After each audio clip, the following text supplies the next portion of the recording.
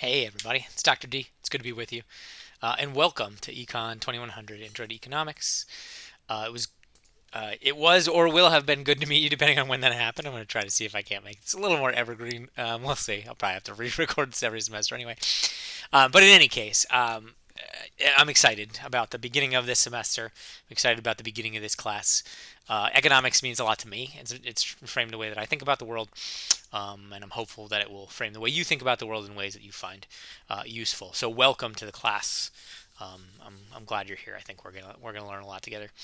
Let's see if I can't get this going. There we go. Got my pen up and running.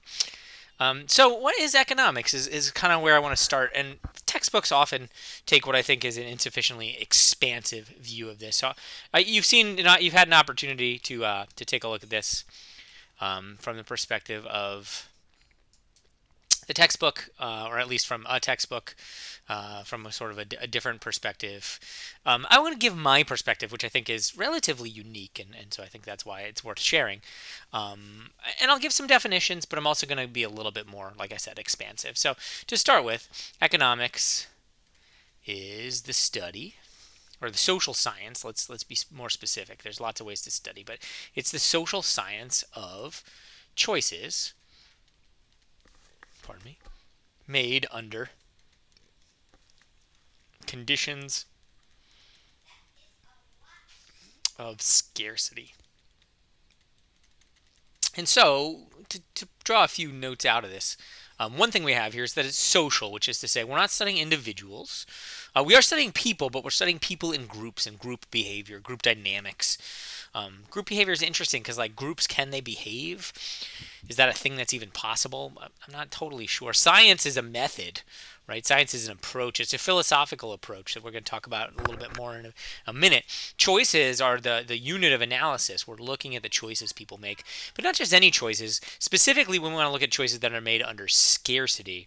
And the key thing here is that if they're made under choices, if they're under scarcity, this is when choices matter, right?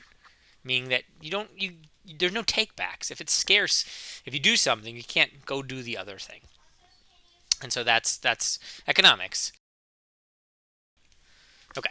So another definition, I think your textbook, or certainly somebody has said that another way to think about this is it's the study of people's behavior in the ordinary business of life, which I think is true. Or not ordinary business of life, right? So as people go around and they make choices, what do they do? And I think that's motivated by sort of a fundamental premise that people have, which is that they want more. People want more. People have this drive to do more and have more, and I think that's interesting. I think that's important. Okay, let's dig in a little bit to a few of these concepts. One of them is science. I want to draw your attention to the concept of science. And science really, a long time ago, like, science is a relatively new phenomenon as a concept, right? Like, it really goes back to, like, the 18th century, 1700s is really when that kind of started. And people who were involved in science were once upon a time called natural philosophers. And there was a lot there for them to learn about in terms of the world. There was a time when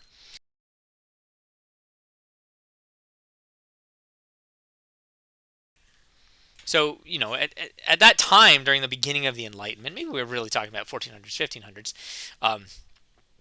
there were people whose job it was to mostly to just be rich people with hobbies. And one thing they would do is they would explore. Another thing they would do is they would hunt. And as they explored and they hunted, they would try to, like, document their stuff so they could bring it back and show off to other people.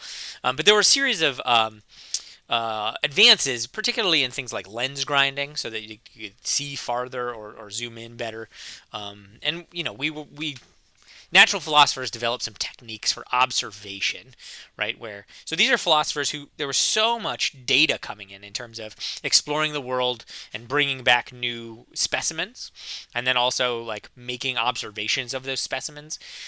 all of this data started coming in, and so people, instead of being philosophers who in ancient times, right, in classical times, might, the same person might think exclusively about, or not exclusively, might think comprehensively about, like, how are animals related to one another, but also what is the meaning of life, right? There's so much data coming in from all these new specimens that they focus just on nature. And then over time, they specialized even more and more. And, from this, you get physics and you get chemistry. And this is what I think people think of as like the hard sciences, right? Natural philosophy became the hard sciences. But there was more to science than that. In addition to natural philosophy, there were moral philosophers. So moral philosophers were the ones who were more interested in what eventually would become the social sciences. And the questions that they concerned themselves with were a little bit different, right? The natural philosophers were focused on questions of, like, what is there and how does it function, which are interesting questions, right? And a long time ago, were just philosophical questions. We look around and we see what we see. Moral philosophy involved questions of how to be good and how to do well. What is it? What is a good life? What does that look like? But then over time, right, these started the natural philosophers had these new tools, new data, and telescopes and microscopes and fire and ways to melt things down and to acid to find out whether something is acidic or basic, and then eventually, like, the discovery of the molecule and all sorts of stuff, right? Moral philosophers, they went to the same parties, right? They went to the same meetings. And so what would happen, or what happened over time, is that this group of people started to think about, like, how do we know things?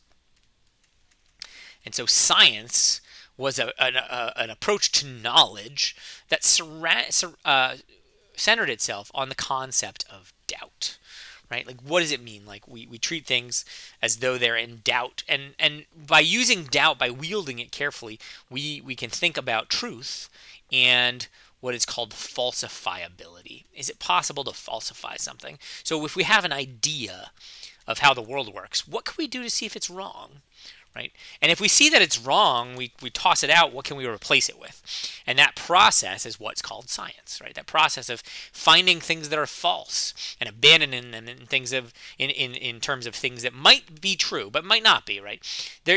One of the trickiest things about the philosophy of science is that in science, truth is contingent, meaning anything we think is true could someday become false, right? We could learn new information.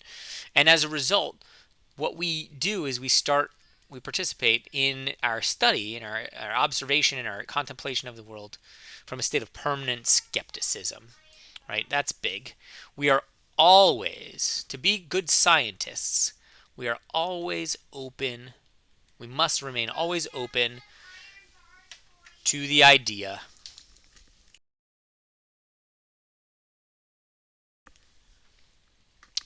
must remain always open to the idea that a given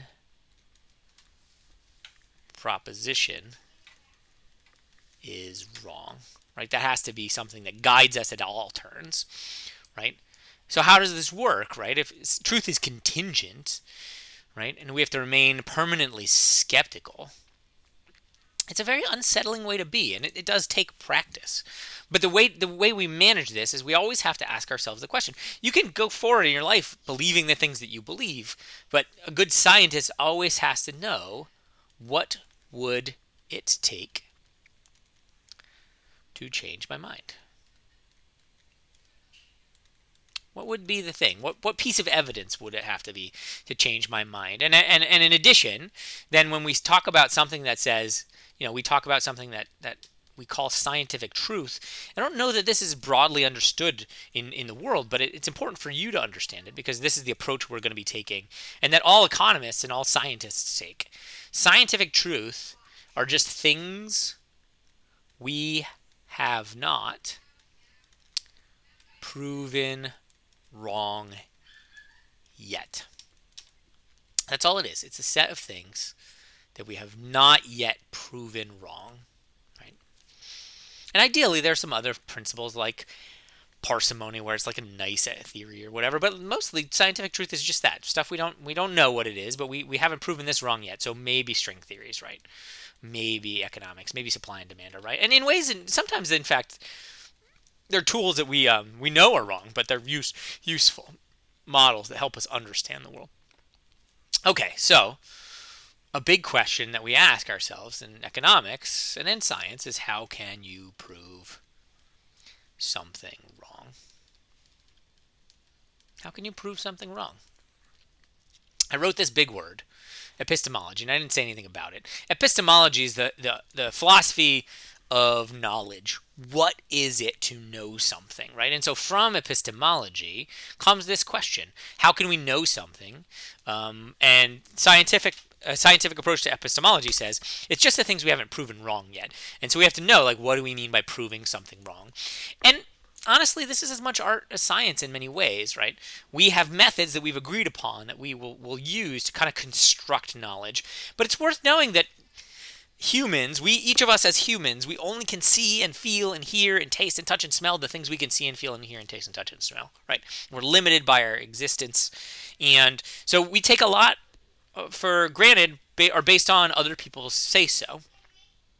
Right, I will believe a neurologist about how the brain works, and I'll believe a geologist about the history of the Earth, even though they weren't there, right? Because we share methodological commitments. We also share epistemological commitments, and so we are members of a project that goes back hundreds of years to try to understand the world. And because we have agreed upon the approach that we are willing to take, we're going to learn something from one another. We're able to learn something from one another. And so that's how these things work. I want to pull something up here if I can. And I'll use this in a minute. But bear with me for 1 second, just so I can grab the thing that I want. Okay, so this methodological commitment that we share is important because it's what allows us to count on the other things that we hear from one another, right? Which we know are not all going to be true, but that's okay. But we're some of them will be proven wrong lately. Okay, so this is our methodological commitment. We all believe in scientific truth as the set of things we haven't proven wrong yet. We're trying to prove them wrong. What's different about economics is a lot of things, but one in particular is our topic is different. The topic for microeconomics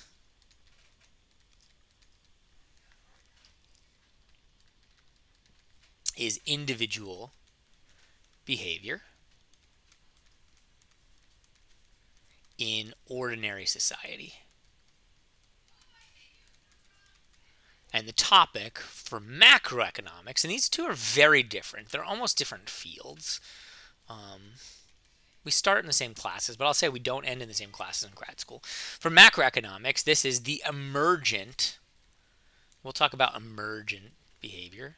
The emergent outcomes at the level of an economy, where an economy is all of the individuals aggregated together.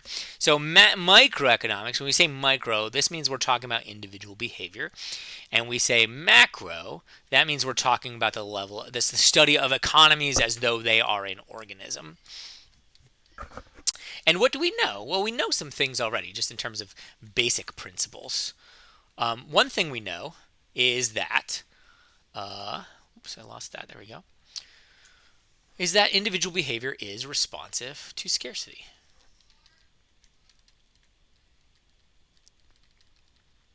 It doesn't have to be real scarcity, real or perceived, but people respond to scarcity, right? They make choices based on their perception. And the history of our species indicates that there is always scarcity, right? We talked about this, or we will talk about this. You only have one life to live, and I'll talk about that more in a second. But in response to scarcity, humans do not simply give in. Humans push back. Right? That's what we do. All right, let me see if I can cut and paste this image that I want to show you. Yeah, that's not bad. There we go. I have to tidy up a little bit, but that'll do nicely, I think. There we go. So this is a map of the, well, Alaska is not exactly a scale, neither is Hawaii, but if we started in Atlanta and we wanted to go to, Seattle, where my sister lives, it's possible to do that. But if we were to do that, it's worth knowing we only have 24 hours in a day. We have to decide how to spend them.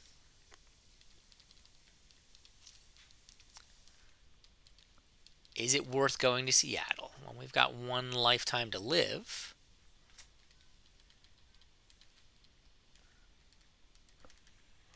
This scarcity right here, this scarcity creates value because you have to choose. We can see what you choose, and we know that will tell us something about people. What do people value? And so if I wanted to decide, should I visit my sister in Seattle? Well, it depends on what the cost is. And it used to be the case that, let's say that I wanted to go to Seattle, but the year is 1654 or 1912. It used to be the case that you could go maybe 1 to 10 times in a life, right? Because it would just take so long to get there. It takes so much work and expense that, to do the trip that I've drawn here, right? This would just take quite a long time. My family and I, we went on a road trip. We went to Arches in Utah, and so kind of actually followed this route. And then we ended up here, and then we turned around and went back. And I can say, it took us a week, 10 days, but, we could definitely do it again. We could do it a lot of times if we really wanted to. It was as long a trip as the full one, probably. Now, it is absolutely the case that people regularly, that's terrible handwriting, I apologize. Let's try rewriting that. Regularly cross the continent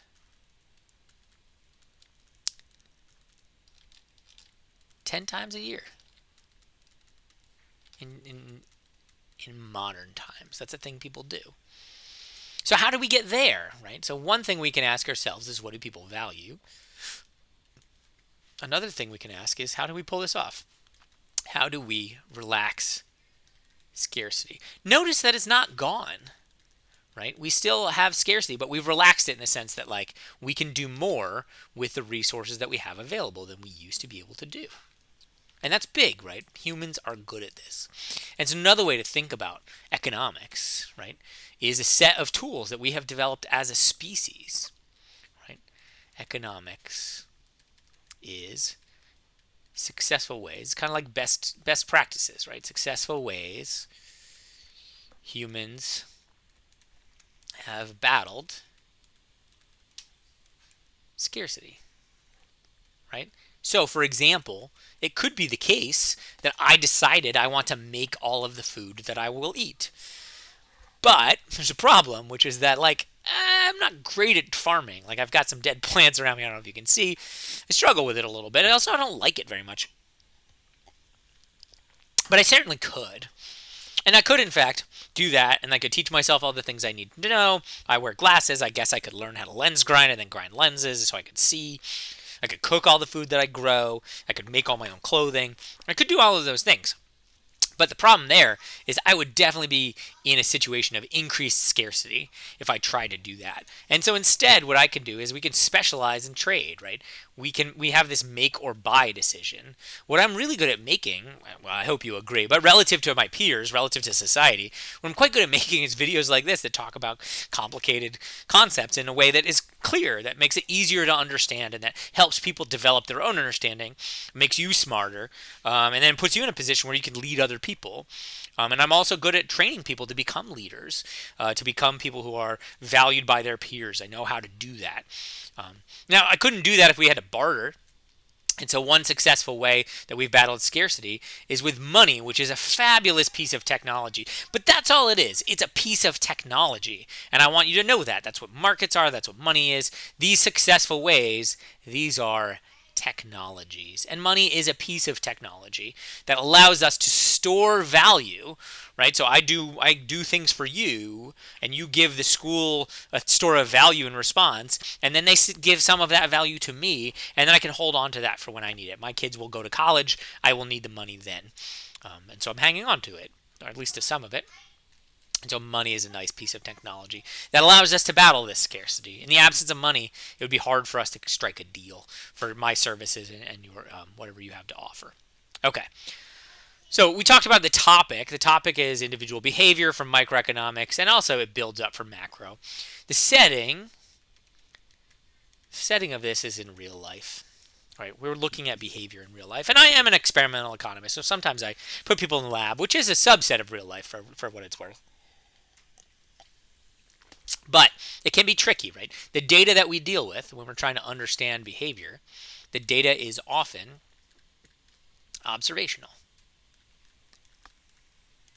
With observational data, it is tricky, but not impossible, there are tricks to it, to establish causation. It's tricky. I want to know, does X cause Y?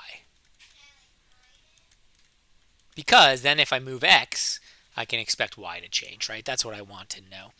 So for example, let's look at a quick example of something that is, a question that's relevant to economics. Let's look at universal pre-K. Universal pre-K. Is this a good idea? Well, one thing we want to know, we might ask, or one way we might start, is with the assumption that pre-K has no effect on your academic ability. That's an assertion. It's a proposition is the technical term for this type of philosophical statement, is that this is a philosophical proposition. Pre-K has no effect on your academic ability. And what we want to know is this false? Is this false? This proposition, pre-K, pre-kindergarten, right, early childhood education, has no effect on your academic ability. So, what could we do? Well, if we try, what we could do is we could look at kids in pre-K and then see what happens to them. Years pass, right? You go years later. And what we see is that kids in pre-K have higher educational attainment, and they have lower incarceration rates, right? They're less likely to end up in prison. It all seems good, but the problem is that it could be the pre-K, but it could be something else, right? It turns out that if you look at kids in pre-K, especially, you look 20 years ago to try to see what happens to them now that they're grown-ups, those kids, they had higher family income.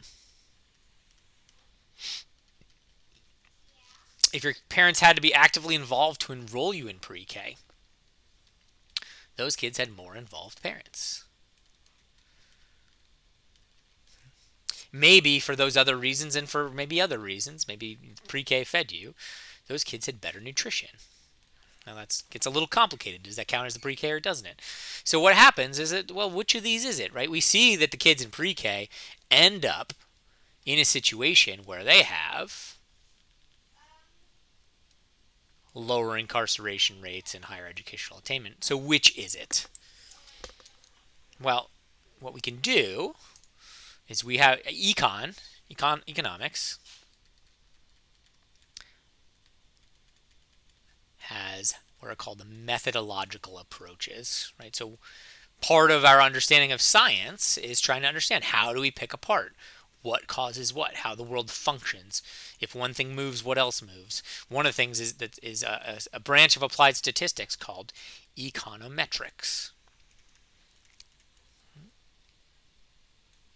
Econometrics helps us pick apart complex data generating processes. So where did this data come from?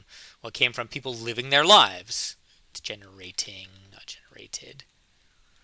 Right? The process that generates the data on pre-K and educational attainment and lower incarceration rates, that's a complex process. By complex, I mean it's full of messy life stuff.